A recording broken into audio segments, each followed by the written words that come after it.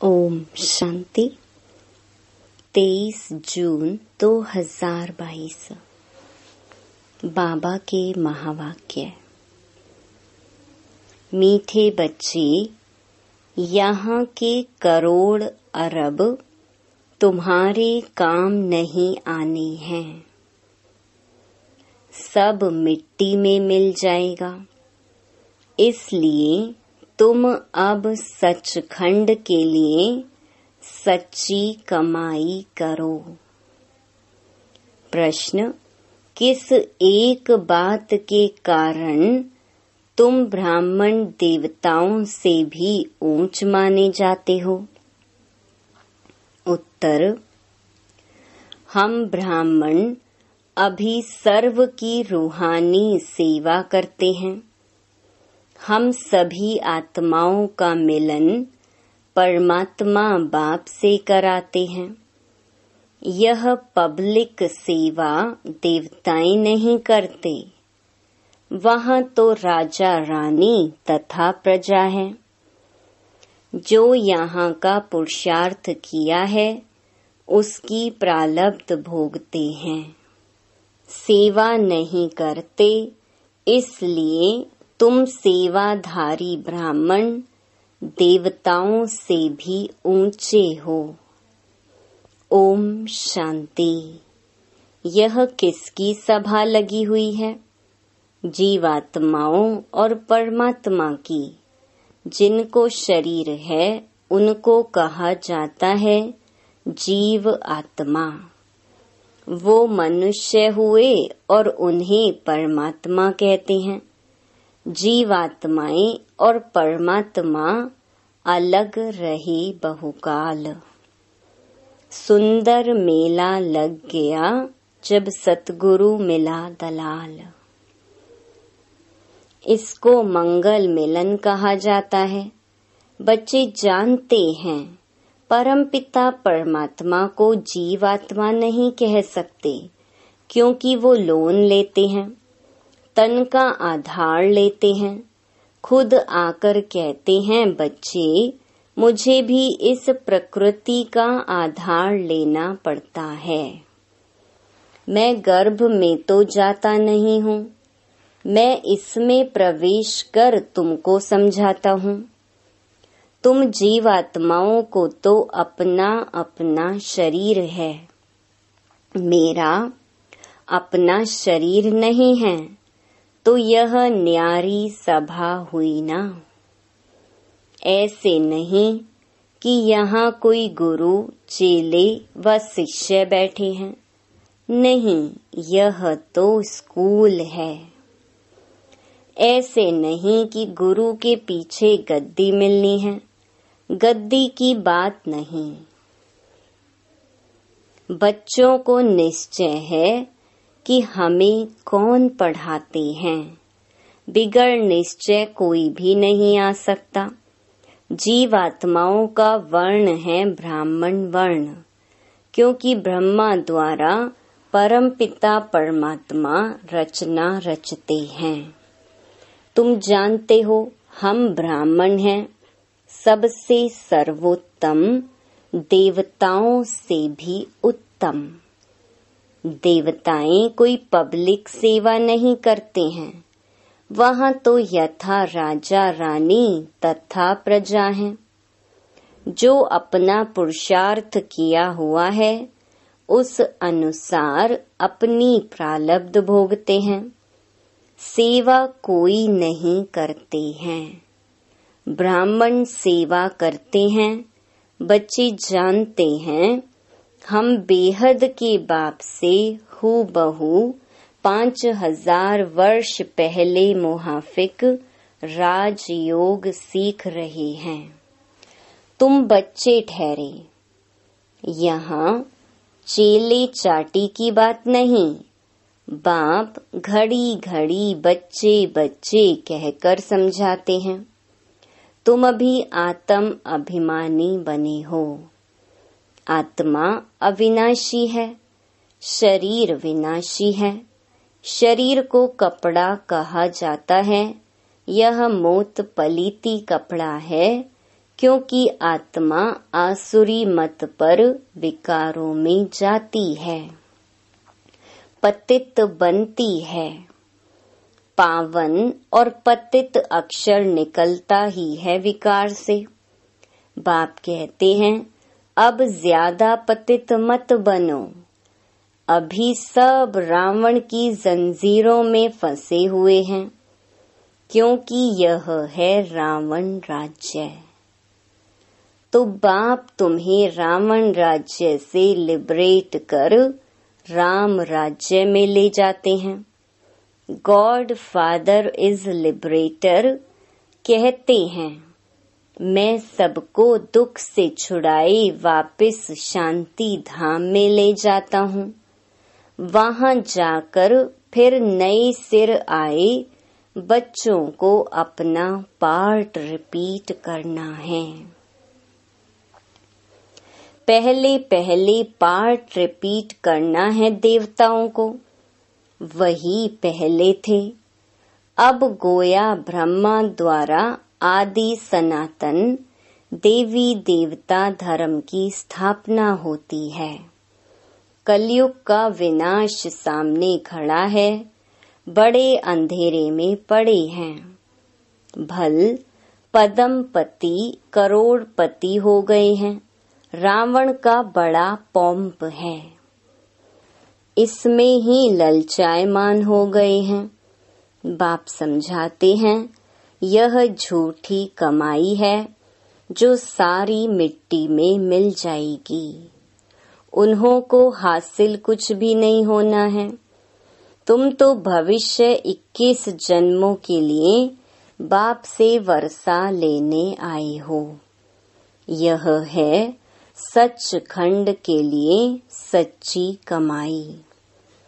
सबको वापिस जाना ही है, सबकी वानप्रस्थ अवस्था है। बाप कहते हैं, सबका सद्गति दाता सतगुरु मैं हूँ। साधुओं का, पतितों का, सबका उद्धार मैं करता हूँ। छोटे बच्चों को भी सिखाया जाता है कि शिव बाबा को याद करो, बाकी और सब चित्र आदि उड़ा दो। एक शिव बाबा, दूसरा ना कोई। तुम जानते हो, हम बाप से फिर से बेहद सुख का वर्षा लेने आए हैं। हद के बाप से हद का वर्षा तो जन्म जन्मांतर लिया है। रावण की आसुरी मत पर पतित बनते आए। मनुष्य इन बातों को समझते नहीं हैं। रावण को जलाते हैं तो जलकर खत्म हो जाना चाहिए ना। मनुष्य को जलाते हैं तो उनका नाम रूप सब खत्म हो जाता है। रावण का नाम रूप तो गुम होता ही नहीं है, फिर जलाते रहते हैं। बाप कहते हैं, ये 5 विकार रूपी रावण तुम्हारा 63 जन्मों का दुश्मन है। भारत का दुश्मन माना हमारा हुआ। जब वाम मार्ग में आए तब रावण की जेल में पड़े। बरोबर आधा कल्प से रावण राज्य है। रावण जलता ही नहीं, मरता ही नहीं। अभी तुम जानते हो, रावण के राज्य में हम बहुत दुखी हुए हैं। सुख और दुख का यह खेल है, गाया भी जाता है। माया से हारे हार, माया से जीते जीत। अब माया को जीत कर हम फिर राम राज्य लेते हैं। राम सीता का राज्य तो त्रेता में है, सतयुग में है लक्ष्मी नारायण का राज्य। वहाँ तो है ही आदि सनातन देवी देवता धर्म। उनको ईश्वरीय राज्य कहेंगे जो बाप ने स्थापन किया है।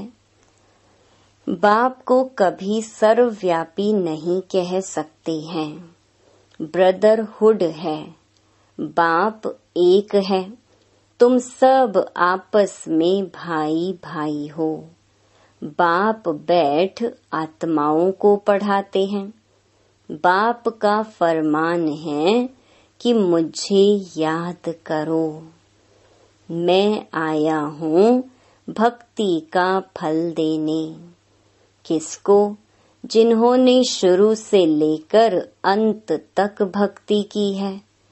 पहले पहले तुम एक शिव बाबा की भक्ति करते थे। सोमनाथ का मंदिर कितना जबरदस्त है। विचार करना चाहिए कि हम कितने साहूकार थे। अभी गरीब कौड़ी मिसल बन गए हैं। अभी तुमको 84 जन्मों की स्मृति आई है। अभी तुम जानते हो कि हम क्या से क्या बने हैं। अभी तुमको स्मृति आई है। स्मृति लब्धा अक्षर भी अभी का है। इसका मतलब यह नहीं समझना चाहिए कि भगवान ने आकर संस्कृत में गीता सुनाई है। संस्कृत होती तो तुम बच्चे कुछ नहीं समझते। हिंदी भाषा ही मुख्य है। जो इस ब्रह्मा की भाषा है उस भाषा में ही समझा रहे हैं। कल्प कल्प इसी ही भाषा में समझाते हैं। तुम जानते हो हम बाप दादा के सामने बैठे हैं। यह घर है। मम्मा बाबा बहन और भाई, बस और कोई संबंध नहीं। भाई बहन का संबंध तब है जब प्रजापिता ब्रह्मा के बने हो, नहीं तो आत्मा के संबंध से तो भाई भाई हैं। बाप से वर्षा मिल रहा है। आत्मा जानती है हमारा बाबा आया हुआ है। तुम ब्रह्मांड के मालिक थे। बाप भी ब्रह्मांड का मालिक है ना। जैसे आत्मा निराकार है वैसे परमात्मा भी निराकार है। नाम ही है परम पिता परमात्मा, अर्थात परे ते परे रहने वाली आत्मा। परम आत्मा का अर्थ है परमात्मा। पिता से वर्षा मिलता है। यहाँ कोई साधु संत महात्मा नहीं, बच्चे हैं। बाप से बेहद का वर्षा ले रहे हैं और कोई वर्षा दे न सके। बाप है सतयुग की स्थापना करने वाला। बाप सदैव सुख ही देते हैं। ऐसे नहीं कि सुख दुख बाप ही देते हैं। ऐसा लॉ नहीं है। बाप स्वयं बताते हैं मैं तुम बच्चों को पुरुषार्थ कराता हूँ। 21 जन्मों के लिए 100 देवता बनो तो सुख दाता हुआ ना। दुख हरता सुख करता। अभी तुम जानते हो दुख कौन देते हैं? रावण। इसको कहा जाता है विकारी दुनिया। स्त्री पुरुष दोनों विकारी हैं। सतयुग में दोनों निर्विकारी थे। लक्ष्मी नारायण का राज्य था ना। वहाँ कायदे से राज्य चलता है। प्रकृति तुम्हारे ऑर्डर में चलती है। वहाँ कोई उपद्रव हो नहीं सकता। तुम बच्चों ने स्थापना के साक्षात्कार किए हैं। विनाश भी होना है जरूर। होलिका में सांग बनाते हैं ना। पूछते हैं इनके पेट से क्या निकलेगा, तो कहा मूसल। राइट बात तो तुम जानते हो। साइंस उन्हों की कितनी तेज है। बुद्धि का काम है ना। साइंस का कितना घमंड है। कितनी चीजें एरोप्लेन आदि बनाते हैं सुख के लिए। फिर इन चीजों से विनाश भी करेंगे, पिछाड़ी में अपने कुल का ही विनाश करेंगे। तुम तो हो ही गुप्त, तुम कोई से लड़ाई लड़ने वाले नहीं हो, किसको दुख नहीं देते हो। बाबा कहते हैं मनसा वाचा कर्मणा, कोई को दुख नहीं देना है। बाप कभी किसको दुख देते हैं, सुख धाम का मालिक बनाते हैं। तुम भी सबको सुख दो। बाबा ने समझाया है, कोई कुछ भी कहे, शांत में हर्षित मुख रहना चाहिए। योग में रह मुस्कुराते रहना चाहिए। तुम्हारे योग बल से वह भी शांत हो जाएंगे। खास करके टीचर की चलन बड़ी अच्छी चाहिए, कोई से भी घृणा ना रहे। बाप कहते हैं मुझे थोड़े ही किसी से घृणा है। जानते हैं सब पतित हैं, यह ड्रामा बना हुआ है।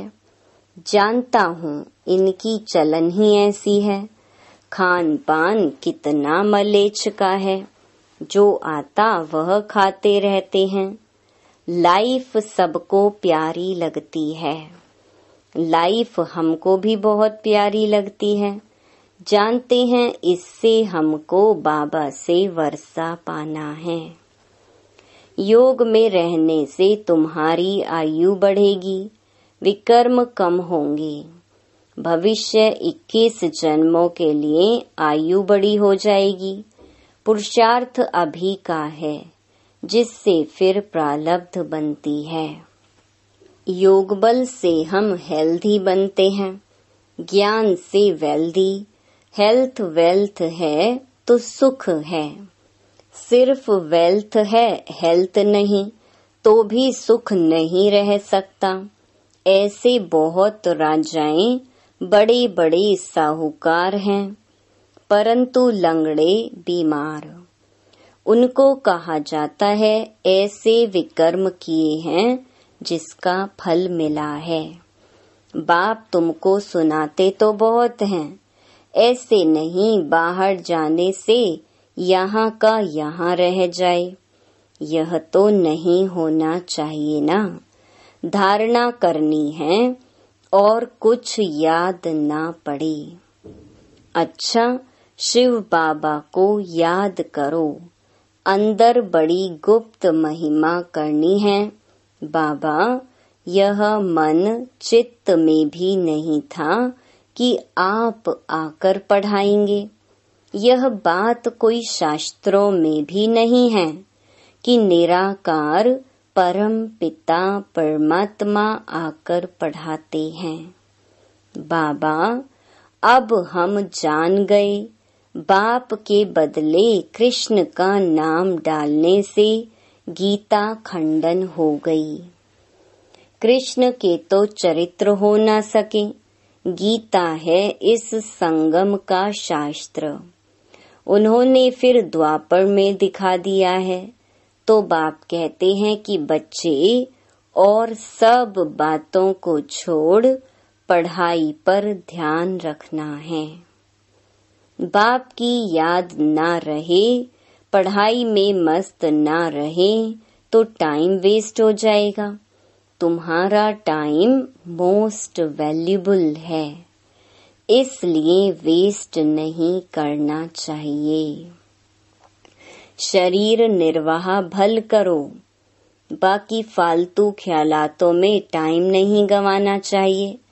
तुम्हारा सेकंड सेकंड हीरे जैसा वैल्यूबल है।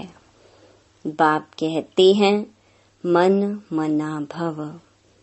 बस वही टाइम फायदे वाला है, बाकी टाइम वेस्ट जाता है। चार्ट रखो कि हम कितना समय वेस्ट गंवाते हैं। अक्षर ही एक है, मन मना भव। आधा कल्प जीवन मुक्ति थी, फिर आधा कल्प जीवन बंध में आई। सतो प्रधान सतो रजो तमो में आए, फिर हम जीवन मुक्त बन रहे हैं।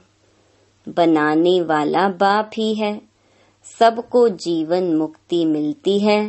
अपने अपने धर्म अनुसार पहले पहले सुख देखेंगे, फिर दुख। नई आत्माएं जो पहले आती हैं वह सुख भोगती हैं। कोई की महिमा निकलती है, क्योंकि नई सोल होने के कारण ताकत रहती है।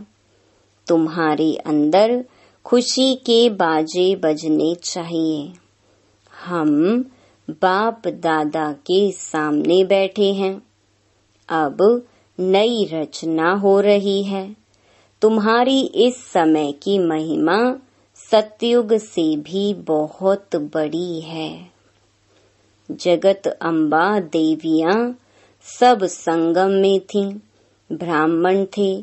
तुम जानते हो अभी हम ब्राह्मण हैं, फिर देवता पूजनीय कैसे बने? फिर देवता पूजनीय लायक बनेंगे, फिर तुम्हारे यादगार मंदिर बन जाते हैं। तुम चैतन्य देवियां बनती हो, वह तो जड़ हैं। उनसे पूछो यह देवी कैसे बनी? अगर कोई बात करे तो समझाओ कि हम सो ब्राह्मण थे, फिर हम सो देवता बनते हैं। तुम चैतन्य में हो, तुम बतलाते हो यह नॉलेज कितनी फर्स्ट क्लास है। बरोबर तुम स्थापना कर रहे हो। बच्चे कहते हैं बाबा हम लक्ष्मी नारायण से कम पद नहीं लेंगे, हम तो पूरा वर्षा लेंगे। यह स्कूल ही ऐसा है। सब कहेंगे हम आए हैं प्राचीन राजयोग सीखने लिए। योग से देवी देवता बनते हैं। अभी तो शूद्र से ब्राह्मण बने हैं, फिर ब्राह्मण से देवता बनेंगे। मूल बात ही है याद की। याद में ही माया विघ्न डालती है। तुम बहुत कोशिश करेंगे, फिर भी बुद्धि कहाँ न कहाँ चली जाएगी। इसमें ही सारी मेहनत है। अच्छा, मीठे मीठे सिकिलधे बच्चों प्रति माता पिता बाप दादा का याद प्यार और गुड मॉर्निंग। रूहानी बाप की रूहानी बच्चों को नमस्ते। धारणा के लिए मुख्य सार। पहला, बाप समान सुखदाता बनना है। मनसा वाचा कर्मणा किसी को भी दुख नहीं देना है। सदा शांत चित्त और हर्षित मुख रहना है। दूसरा, फालतू ख्यालातों में टाइम वेस्ट नहीं करना है। बाप की अंदर से महिमा करनी है। वरदान, श्रेष्ठ मत प्रमाण हर कर्म कर्म योगी बन करने वाले कर्म बंधन मुक्त भव। जो बच्चे श्रेष्ठ मत प्रमाण हर कर्म करते हुए बेहद के रूहानी नशे में रहते हैं, वह कर्म करते कर्म के बंधन में नहीं आते, न्यारे और प्यारे रहते हैं। कर्म योगी बनकर कर्म करने से उनके पास दुख की लहर नहीं आ सकती। वे सदा न्यारे और प्यारे रहते हैं। कोई भी कर्म का बंधन उन्हें अपनी ओर खींच नहीं सकता। सदा मालिक होकर कर्म कराते हैं, इसलिए बंधन मुक्त स्थिति का अनुभव होता है। ऐसी आत्मा स्वयं भी सदा खुश रहती है और दूसरों को भी खुशी देती है। स्लोगन: अनुभवों की अथॉरिटी बनो तो कभी धोखा नहीं खाएंगे। ओम शांति।